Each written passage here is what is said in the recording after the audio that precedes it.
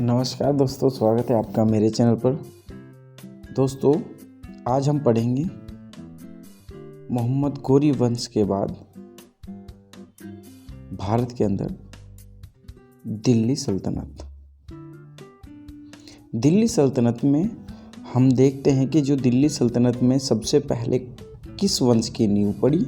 तो दोस्तों, दिल्ली वंश में सबसे पहले गुलाम वंश की नींव पड़ी थी और इसके संस्थापक जो माने जाते हैं वो है कुतुबुद्दीन ऐबक।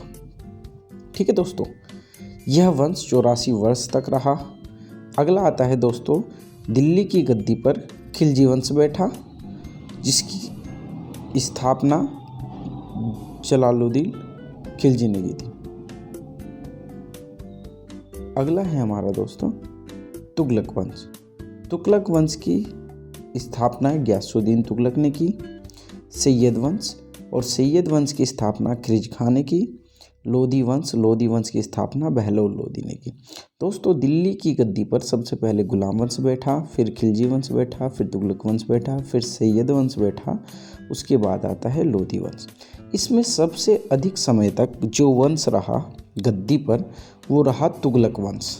ठीक है दोस्तों, 94 वर्ष और 9 शासकों के साथ सबसे ज़्यादा शासक तुगलक वंश के रहे। ठीक है दोस्तों, अब क्या होता है, इन सब के बाद जो दिल्ली की गद्दी पर बैठते हैं वो बैठते हैं मुगल वंश। ठीक है, तो दोस्तों अब इसे हम करते हैं प्रारंभ। अब हम सबसे पहले गुलाम वंश पढ़ेंगे, उसके बाद खिलजी वंश पढ़ेंगे, फिर तुगलक, फिर सैयद, फिर लोधी। तो आज की वीडियो में हम पढ़ने वाले हैं गुलाम वंश। तो गुलाम वंश से जो क्वेश्चंस होते हैं वो आपको हम बताएंगे और कौन से महत्वपूर्ण क्वेश्चन हैं वो भी बताएंगे। तो कृपया अपनी नोटबुक उठाएं और ये नोट्स बनाने शुरू कीजिए।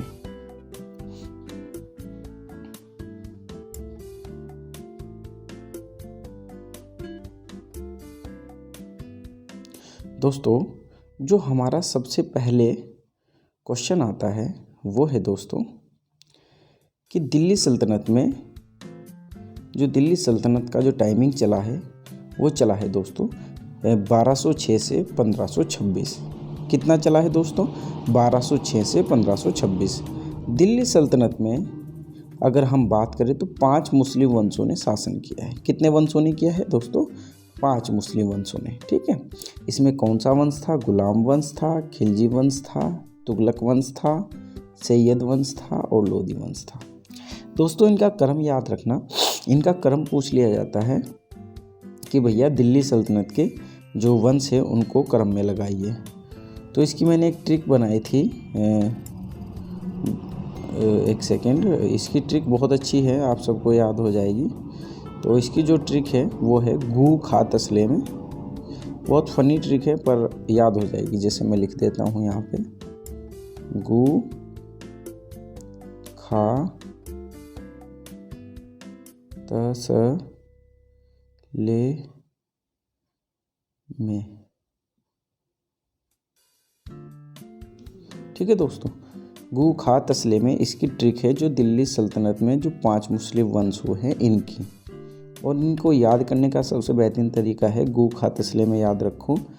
ग से गुलाम वंश, गू से गुलाम वंश, खा से खिलजी वंश, त से तुगलक वंश, स से सैयद वंश, ल से लोधी वंश और अंत में आता है हमारा इनके बाद मुगल वंश। ठीक है दोस्तों, फनी ट्रिक है पर आपको याद रहेगी हमेशा के लिए, कभी नहीं भूलोगे। ठीक है दोस्तों, तो ये 5 वंश हमने इसमें पढ़े हैं। तो दोस्तों अब देखते हैं हम सबसे पहले जो आएगा हमारा गुलाम वंश। गुलाम वंश को हम पढ़ते हैं और गुलाम वंश में जो हम देखेंगे कि क्या इसकी टाइमिंग है। दोस्तों, गुलाम वंश की जो टाइमिंग है वो है, गुलाम वंश की जो टाइमिंग है 1206 से 1290। गुलाम वंश जो चला है 1206 से 1290, जबकि हमारी दिल्ली सल्तनत का जो टाइम पीरियड रहा है वो 1206 से 1526 रहा है। ठीक है दोस्तों, इसमें सबसे पहले क्वेश्चन आता है हमारा कि गुलाम वंश की जो नींव थी वो कब रखी गई। दोस्तों, गुलाम वंश की स्थापना या नींव 1206 में रखी गई। किसने रखी दोस्तों? कुतुबुद्दीन ऐबक ने।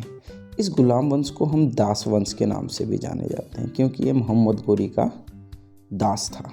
ठीक है, और मोहम्मद गोरी अपने दास को यहाँ की भारत की जितनी भी जागीर थी वो देकर चला गया था। दोस्तों, अब बात आती है कुतुबुद्दीन ऐबक की। कुतुबुद्दीन को दास वंश का या गुलाम वंश का संस्थापक माना जाता है। दोस्तों, क्वेश्चन आता है कि कुतुबुद्दीन ऐबक किस संप्रदाय का था। दोस्तों, ये मामलुक तुर्क था। कौन था दोस्तों?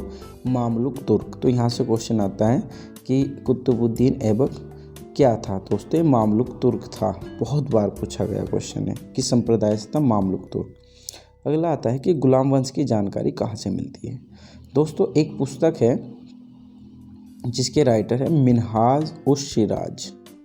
कौन है दोस्तों? मिनहाज उस सिराज। इनकी एक पुस्तक है तबकात ए नासिर। तबकात ए नासिर। मिनहाज उस सिराज की पुस्तक में तबकात ए नासिर जो पुस्तक है उसमें गुलाम वंश की जानकारी मिलती है, जिसमें जो हमारा कुतुबुद्दीन ऐबक है इसे किसकी संज्ञा दी गई है दोस्तों? हातिम ताई की। ठीक है दोस्तों, हातिम ताई की संज्ञा दी गई है। तो आपसे पूछा जाता है तबकात ए नासिरी पुस्तक किसकी है? तो दोस्तों, ये मिनहाज उस सिराज की है। ये क्यों फेमस है? क्योंकि इसके अंदर गुलाम वंश की जानकारी मिलती है।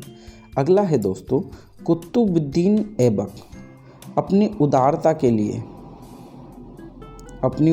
के लिए क्या था? बहुत फेमस था। ठीक है, इसी वजह से इसको लाख बख्श की उपाधि दी गई है। ठीक है दोस्तों, कुतुबुद्दीन ऐबक को उसकी उदारता के कारण इसको लाख बख्श की उपाधि दी गई है, क्योंकि ये क्या करता था? ये लाखों का दान करता था। ठीक है दोस्तों, इसने अपनी जो राजधानी थी वो कहाँ बनाई थी?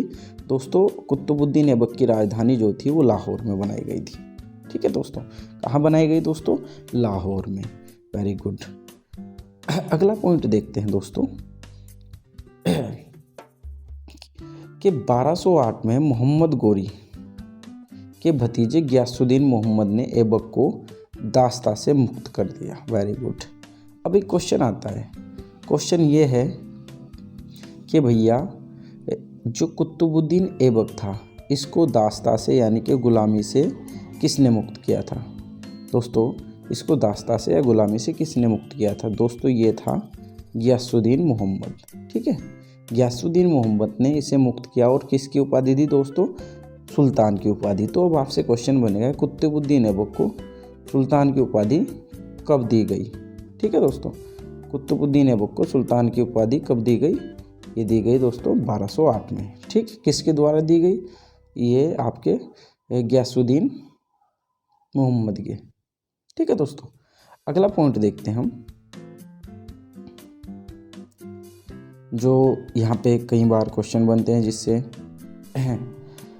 देखो दोस्तों, ये कुतुबुद्दीन जो ऐबक था इसकी जो मृत्यु होती है, इसकी मृत्यु होती है लाहौर के अंदर।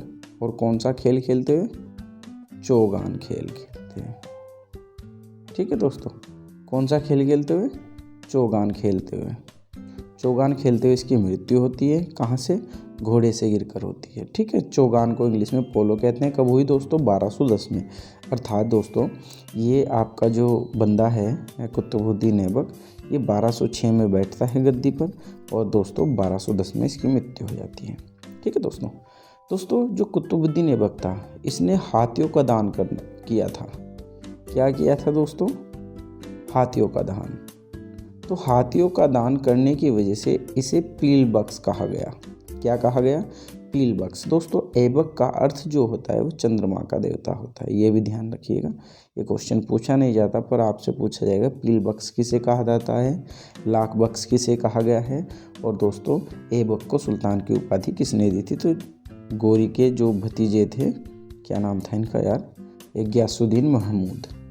गियासुद्दीन महमूद इसने सुल्तान की उपाधि दी थी और इसे दास्ता से मुक्त कर दिया था।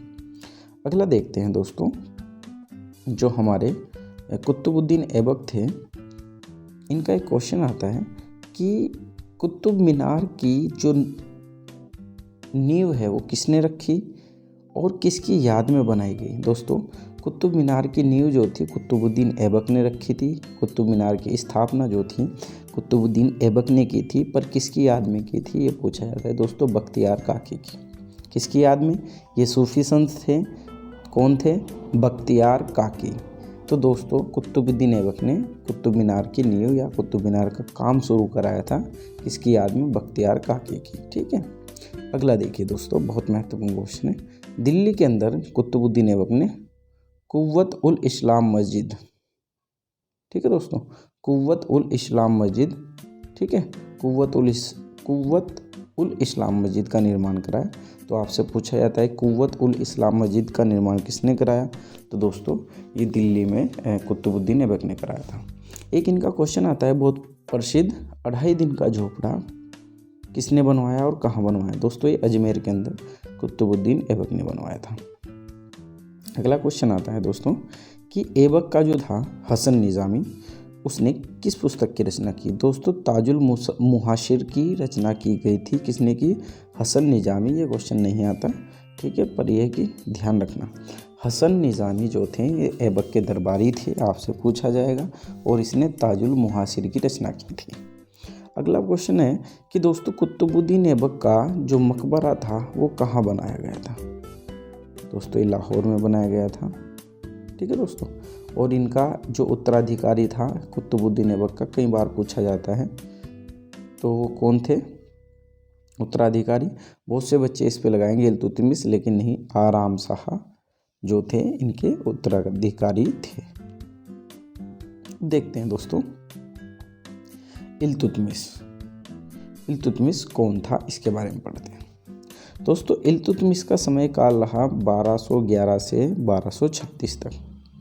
और दोस्तों इल्तुतमिश कौन था? दोस्तों इल्तुतमिश ऐबक का गुलाम था। देखो दोस्तों इल्तुतमिश कौन था? ऐबक का गुलाम। और जिसने इसकी गुलाम वंश की स्थापना की थी वो भी कौन था? गुलाम था। और इसके बाद जो आएगा शासक वो भी क्या होगा? इनकी पुत्री होगी, और उसके बाद जो शासक बनेगा वो भी गुलाम बनेगा, ठीक है, यानी कि बलबन। तो हम ये कह सकते हैं कि इसमें गुलाम ही थे, तो इसीलिए इसका नाम भी गुलाम वंश पड़ा, ठीक है। अब देखिए इल्तुतमिश ऐबक का गुलाम था, और बाद में ये क्या बना? दामाद बन गया था ऐबक का, ठीक है। और दामाद बनने के बाद ये कहाँ का गवर्नर बनाया गया दोस्तों? इल्तुतमिश बदायूं का गवर्नर बनाया गया। इल्तुतमिश किस वंश से था? शमसी वंश से था। शमसी वंश से था। तो ये कई बार क्वेश्चन पूछा गया है कि इल्तुतमिश किस वंश से था, ठीक है। और राजा बनाने से पहले या शासक बनाने से पहले ये कहाँ का गवर्नर था? तो दोस्तों बदायूं का गवर्नर था। अगला क्वेश्चन देखो कि इल्तुतमिश अपनी राजधानी दिल्ली बनाई। दोस्तों इल्तुतमिश ने अपनी राजधानी कहाँ बनाई? दोस्तों दिल्ली बनाई, ठीक है, जिस कारण से इसे गुलाम वंश का वास्तविक संस्थापक माना जाता है, ठीक है। इसका पूरा नाम शमसुद्दीन इल्तुतमिश था, ठीक है दोस्तों। अगला क्वेश्चन देखते हैं। इल्तुतमिश जो था उसने क्या किया था? उसने कुतुब मीनार का कार्य पूरा कराया था। तो दोस्तों काम किसने शुरू कराया? कुतुबुद्दीन ऐबक ने। लेकिन कुतुब मीनार को पूरा किसने कराया? इल्तुतमिश ने। क्वेश्चन आता है, ध्यान रखना। अगला क्वेश्चन है, इल्तुतमिश एक पहला शासक था जिसने 1229 में बगदाद के खलीफा से सुल्तान की पदवी की स्वीकृति प्राप्त की। दोस्तों बगदाद के खलीफा ने सुल्तान की पदवी किसे दी थी? दोस्तों इल्तुतमिश को, क्योंकि इससे पहले किसी को भी सुल्तान की पदवी नहीं दी गई, ठीक है। सुल्तान की पदवी बगदाद के खलीफा से ही दी जाती थी उस समय। लेकिन क्या था, जो कुतुबुद्दीन ऐबक के बारे में हमने पढ़ा कि उसको दास्ता से मुक्त किया गया था, ठीक है। किसने किया था? महमूद ने, गोरी के भतीजे ने। लेकिन क्या है, वो खलीफा नहीं था, इसलिए उसको हम उसकी जो उपाधि थी या पदवी थी सुल्तान की, उसको स्वीकार नहीं करते, ठीक है। तो खलीफा जो बगदाद के खलीफा थे उनके द्वारा ही उस समय उपाधियां दी जाती थी। दोस्तों बगदाद के खलीफा का नाम क्या था? बिल्लाह। इसने इल्तुतमिश को कौन सी उपाधि दी थी? सुल्तान ए आज़म। क्या कहा था? सुल्तान ए आज़म, ठीक है। अगला पॉइंट देखो, एक बड़ा रोमांचक बात है कि मंगोल शासक चंगेज़ खान बड़ा खतरनाक व्यक्ति था। मंगोल शासक चंगेज खान बड़ा खतरनाक व्यक्ति था, जो क्या था, मार्गबनी के पीछे पड़ा था और मार्गबनी के पीछे पड़ा था और मार्गबनी इससे बचने के लिए भारत आया और भारत में इल्तुतमिश ने उसे शरण देने से साफ मना कर दिया, जिसका परिणाम क्या था, जिसका परिणाम ये मिला कि भारत पर चंगेज़ खां यानी कि मंगोलों का आक्रमण नहीं हुआ, उसको बचा लिया गया। किसकी सूझबूझ से? इल्तुतमिश की। अगला पॉइंट देखिए दोस्तों, इल्तुतमिश ने कुछ बहुत महत्वपूर्ण कार्य किए। इसमें पहला कार्य था, इल्तुतमिश ने 40 सरदारों का एक गुट बनाया, जिसका नाम क्या रखा? तुर्क-ए-चहलगानी। तो बहुत महत्वपूर्ण है दोस्तों, तुर्क-ए-चहलगानी की स्थापना किसने की? या 40 सरदारों का गुट किसने बनाया था? इल्तुतमिश ने। दूसरा, कुतुब मीनार का निर्माण पूर्ण कराया, वो मैंने आपको बता दिया। और इसने तीसरा काम किया था, तांबे का सिक्का चलाया था, जिसे क्या कहा गया? जीतल कहा गया। और चांदी का सिक्का चलाया, जिसे क्या कहा गया? टका कहा गया। तो जीतल और टका, यानी कि जीतल तांबे का सिक्का होता था और टका चांदी का सिक्का होता था। ये दोनों सिक्के किसने चलाए थे दोस्तों? इल्तुतमिश ने। अगला है दोस्तों, इल्तुतमिश पहला तुर्क शासक था जिसने क्या किया था? सोने के अरबी सिक्के चलाए।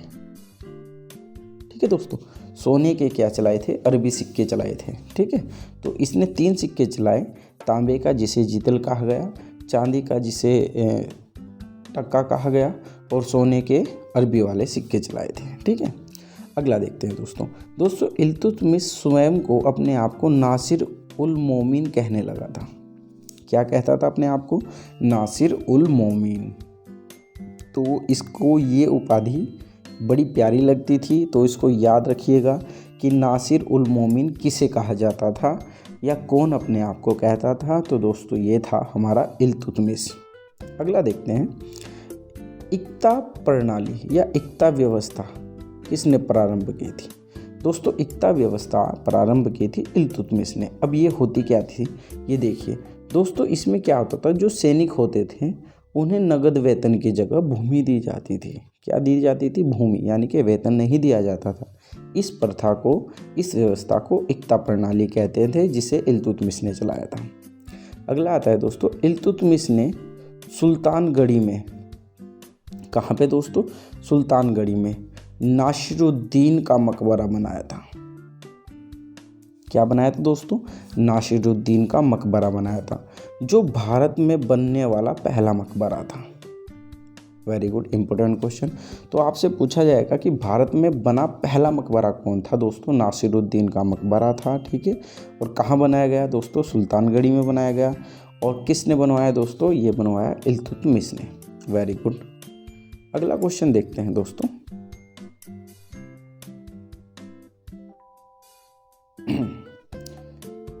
इल्तुतमिश से न्याय चाहने वाले व्यक्ति किस प्रकार के वस्त्र धारण करते थे? दोस्तों ये लाल वस्त्र पहनते थे। इल्तुतमिश ने किस मंदिर को ध्वस्त किया था? मात्र एक मंदिर है जो आपसे पूछा जाता है, उज्जैन का महाकाल का मंदिर। उज्जैन का महाकाल का मंदिर किसने ध्वस्त किया था दोस्तों? ये किया था इल्तुतमिश ने। अगला क्वेश्चन आता है कि इल्तुतमिश की मृत्यु कब हुई? दोस्तों 1226 में हुई थी। और इल्तुतमिश का मकबरा कहाँ स्थित है? दिल्ली के अंदर इसका मकबरा स्थित है, जिसका नाम क्या है? मदरसा-ए-मुअज़्ज़ी। ठीक है, मदरसा-ए-मुअज़्ज़ी के नाम से इल्तुतमिश का मकबरा है। अगला देखिए दोस्तों, इल्तुतमिश का उत्तराधिकारी कौन बना? दोस्तों ये था रुकनुद्दीन फिरोज शाह। ठीक है, रुकनुद्दीन फिरोज शाह एक अयोग्य शासक था, तो इसके जगह पर इल्तुतमिश की पुत्री रजिया सुल्तान शासक बनी। तो दोस्तों अब हम अध्ययन करते हैं रजिया सुल्तान के बारे में। तो रजिया सुल्तान एक ऐसी पहली मुस्लिम शासिका थी जो क्या थी? प्रथम महिला भी थी और मुस्लिम भी थी। ये बहुत बड़ी बात थी कि जो शासक बनी। ठीक है, तो दोस्तों गुलाम वंश की ये पहली महिला थी जो क्या थी? शासक बनी। इसका समय काल कितना रहा? 1236 से 1240। ठीक है दोस्तों, इससे बारे में पहला पॉइंट देखते हैं। दोस्तों रजिया सुल्तान इल्तुतमिश की पुत्री थी जो दिल्ली की पहली महिला मुस्लिम शासिका बनी। बहुत महत्वपूर्ण क्वेश्चन कई बार आया है कि दिल्ली की पहली महिला मुस्लिम शासिका कौन बनी थी। तो दोस्तों ये बनी थी आपकी रजिया सुल्तान। दोस्तों ये क्या करती थी, ये पर्दा प्रथा को त्यागा इसने और पुरुषों की तरह चोगा और टोपी पहनकर दरबार में आती थी। क्या करती थी, पर्दा जो करती थी मुस्लिम औरतें उनको त्याग दिया इसने और पुरुषों की तरह चोगा और टोपी पहनकर दरबार में आया करती थी। दोस्तों इनके शासनकाल में एक व्यक्ति थे, अबिसीनिया के निवासी थे। अबिसीनिया के निवासी थे जिनका नाम क्या था, जमालुद्दीन याकूत। और जमालुद्दीन याकूत इनके बड़े अच्छे प्रेमी भी थे। तो ये जमालुद्दीन याकूत को अपने यहाँ अमीर ए आखुर पद पर रख दिया। उसको कौन सा पद दे दिया, अबिसीनिया निवासी का जो व्यक्ति था जमालुद्दीन याकूत, ठीक है, उसे कौन सा पद दे दिया, अमीर ए आखुर का, ठीक है। जिसे देखकर जो भटिंडा के सूबेदार थे अल्तुनिया, ठीक है, कौन थे दोस्तों, अल्तुनिया, उन्होंने रजिया के खिलाफ विद्रोह कर दिया। अब अल्तुनिया ने जो रजिया के खिलाफ विद्रोह किया तो उसका विद्रोह दबाने के लिए रजिया ने भी अपना षड्यंत्रकारी रूप दिखाया और अल्तुनिया के साथ विवाह कर लिया। ठीक है दोस्तों, अल्तुनिया के साथ विवाह कर लिया ताकि क्या करे, ये रजिया के खिलाफ ना जाए और रजिया के खिलाफ ना बोले। ठीक है दोस्तों, तो अब अगला पॉइंट ये है दोस्तों कि रजिया सुल्तान की मृत्यु कब हुई। दोस्तों 1240 में रजिया और अल्तुनिया दोनों की हत्या कहाँ की थी, कैथल में। किस स्थान पर की गई, कैथल में। तो इसकी हत्या का समय पूछा जाता है 1240 और कहाँ पे हुई थी दोस्तों, कैथल में। ठीक है, रजिया के बाद जो दिल्ली का शासक बना वो बहराम शाह बना दोस्तों। कौन बना दोस्तों, बहराम शाह। ठीक है, और उसके बाद कौन बना, अलाउद्दीन मसूद शाह। ये 1246 तक रहा, सल्तनत का शासक था, लेकिन ये दोनों ही क्या थे, अयोग्य शासक थे। इसके बाद देखते हैं दोस्तों, इसके बाद आता है दोस्तों नसीरुद्दीन मोहम्मद शाह। कौन आते हैं शासक हमारे, नसीरुद्दीन मोहम्मद शाह। इनका जो समय पीरियड रहा 1246 से 66 रहा। ठीक है दोस्तों, इनसे एक क्वेश्चन आता है, ये बड़े ही सिंपल स्वभाव के व्यक्ति थे। ये कौन सी प्रवृत्ति के थे भैया, ये संत प्रवृत्ति के थे। और किस कार्यों करके अपना जीवन चलाते थे दोस्तों, ये टोपी सिलकर अपना जीवन निर्वाह करते। देखो शासक थे परंतु संत प्रवृत्ति के थे, संत आदमी थे, बिल्कुल गाय आदमी थे। और अपनी टोपी सिलकर, टोपी का व्यापार करके टोपी सिलकर ये अपनी जीविका चलाते थे। ठीक है, यहाँ से यही क्वेश्चन आता है कि कौन सा संत, कौन सा शासक अपना टोपी सिलकर अपनी जीविका चलाता था। दोस्तों याद रखिएगा, नसीरुद्दीन महमूद शाह। ठीक है दोस्तों, महमूद शाह के यहाँ एक वज़ीर थे जिनका नाम क्या था, बलबन। ठीक है, एक वज़ीर थे जिनका नाम क्या था, बलबन, जो गुलाम वंश में अपनी लौह और रक्त की नीति के साथ जाने जाते हैं। ठीक है दोस्तों, तो बलबन क्या था, महमूद शाह का क्या था, वज़ीर था। और बलबन ने अपनी पुत्री का विवाह नसीरुद्दीन महमूद शाह से कर दिया था। ठीक है दोस्तों, उसके बाद नसीरुद्दीन ने बलबन को कौन सी उपाधि दी दोस्तों, बलबन को उपाधि दी थी उलुग खां की। किसकी उपाधि दी दोस्तों, उलुग खां की। ठीक है, समझ गए। तो किसकी उपाधि दी नसीरुद्दीन ने बलबन को, उलुग खां की। ठीक है, इनके दरबार में एक मिनहाज ए सिराज रहता था। कौन रहता था दोस्तों, मिनहाज ए सिराज नाम एक दरबारी रहता था। उसका नाम क्या था, मिनहाज ए सिराज। ठीक है, जिन्होंने क्या लिखा, स्टार्टिंग में एक पुस्तक लिखी थी। ठीक है, अब देखते हैं अगला पॉइंट कौन सा बनता है दोस्तों। नसीरुद्दीन के शासनकाल में हलाकू नामक मंगोल आक्रमणकारी ने भारत पर आक्रमण किया था। किसने किया था, हलाकू नामक मंगोल आक्रमण। और ये इतिहास में गवाही है कि मंगोल को अगर किसी ने हराया है तो वो बलबन ने हराया है। और कौन सा मंगोल था, हलाकू नामक मंगोल। ठीक है दोस्तों, इसे हराने के बाद जो संपूर्ण शासन था वो बलबन के हाथ में आ गया था। ठीक है, तो दोस्तों बलबन के बारे में अब हम थोड़ा पढ़ते हैं। दोस्तों बलबन का जो समय पीरियड रहा 1266 से 87 रहा। ठीक है, इसमें सबसे पहला जो क्वेश्चन आता है वो ये है कि बलबन गुलाम वंश का 9वां शासक था। अब इसका वंश भी पूछा जाता है कि बलबन किस वंश से था। दोस्तों गुलाम वंश से था, लेकिन कौन था, लेकिन ये था इलबरी तुर्क। जिस प्रकार से ऐबक के बारे में पूछा जाता है कि मामूलक तुर्क कौन था, ऐबक था, उसी प्रकार से बलबन को किस उससे था, ये इलबरी तुर्क से था। इनका वास्तविक नाम बहाउद्दीन था, इम्पोर्टेंट है। ठीक है दोस्तों, सबसे पहले जो तुर्क ए चहलगानी या 40 तुर्क सरदारों का क्या था, दल था, उसको इन्होंने क्या किया, समाप्त किया। ठीक है, किसने बनाया था, इल्तुतमिश ने बनाया था। अगला पॉइंट जो यहाँ से आता है दोस्तों, बलबन की एक बहुत अच्छी नीति थी। कौन सी नीति थी, अपने विरोधियों को कुचलने के लिए एक नीति को इस्तेमाल करते थे जिसका नाम था लौह एवं रक्त की नीति। तो दोस्तों आपसे पूछा जाएगा कि विरोधियों का दमन करने के लिए किस शासक ने लौह एवं रक्त की नीति अपनाई थी, तो दोस्तों ये बलबन ने अपनाई थी। ठीक है दोस्तों, बलबन ने देवीय राजत्व का सिद्धांत प्रतिपादित किया था।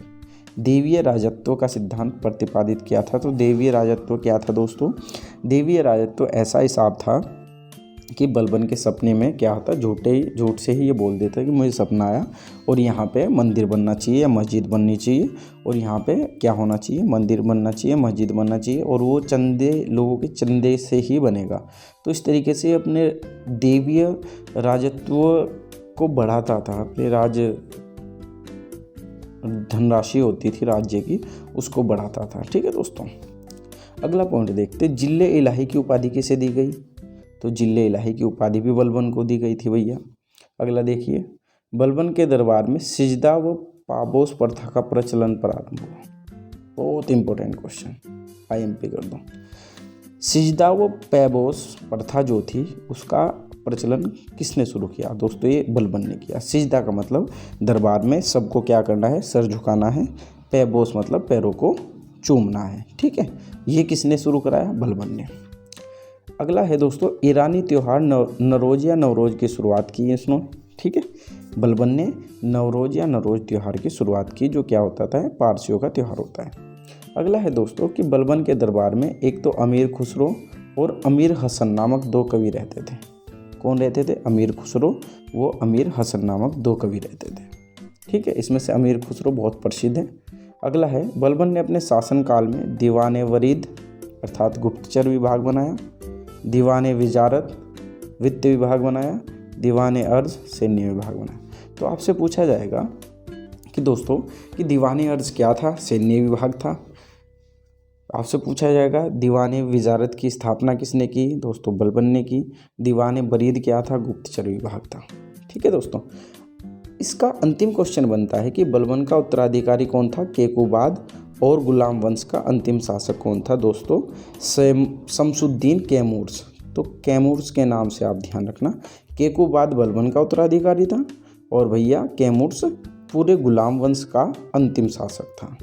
ठीक है दोस्तों जो हमने अभी गुलाम वंश पढ़ा, इसमें मैंने जो आपको इम्पोर्टेंट क्वेश्चन बताए वो आपको नोट करके याद करने हैं, नोट्स तो पूरे के ही बनाने हैं। ठीक है, अब देखते हैं दोस्तों अमीर खुसरो। ये काफ़ी चर्चित कवि रहे हैं, इनके बारे में जानते हैं।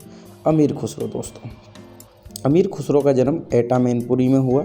ठीक है, इनको तोता ए हिंद कहा जाता है।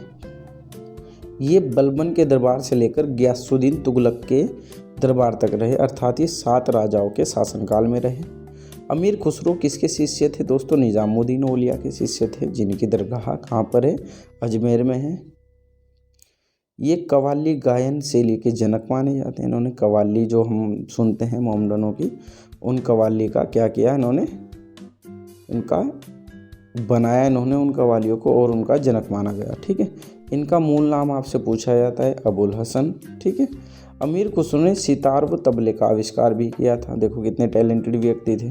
ठीक है, अमीर खुसरो की एक रचना है नूप सिपेहर। नूप सिपेहर, ठीक है, तो आपसे पूछा जाता है कि नूप सिपेहर किसकी रचना है। इसमें भारत को स्वर्ग का उद्यान कहा है, भारत को स्वर्ग का उद्यान कहा गया है। ठीक है, समझिए ना। तो ये किसकी रचना है दोस्तों, अमीर खुसरो की है, नूप सिपेहर। ठीक है, फिर अलग अलग इनकी कुछ रचनाएं जो आपसे पूछी जाती है। तुगलकनामा इनकी प्रसिद्ध रचना है। तारीख ए अलाई पूछी जाती है। तुगलकनामा तो बेहद महत्वपूर्ण है। ठीक है, आगे 2 रचनाएं, इनसे हमें कोई मतलब नहीं है। ठीक है दोस्तों, अगर आपको ये मेरे नोट्स अच्छे लग रहे हैं तो प्लीज़ मेरे चैनल को लाइक शेयर कमेंट ज़रूर कीजिएगा और अपने दोस्तों में, अपने ग्रुप में इसको शेयर कीजिए ताकि मेरे भी सब्सक्राइबर और फॉलोअर्स बढ़ें। मैं आपको कंटिन्यू ऐसी ही वीडियो देता रहूँगा। ठीक है दोस्तों, सबसे अच्छी बात यह है कि आप इसमें से छांट कर नोट्स बनाइए। नोट्स बनाने के बाद उनको एक बार रिवीजन कीजिए। कुछ समझ में नहीं आता है तो आप मुझसे बिल्कुल बेझिझक कमेंट में पूछ सकते हैं या आप लोग डायरेक्ट क्लास में आके पूछ सकते हो।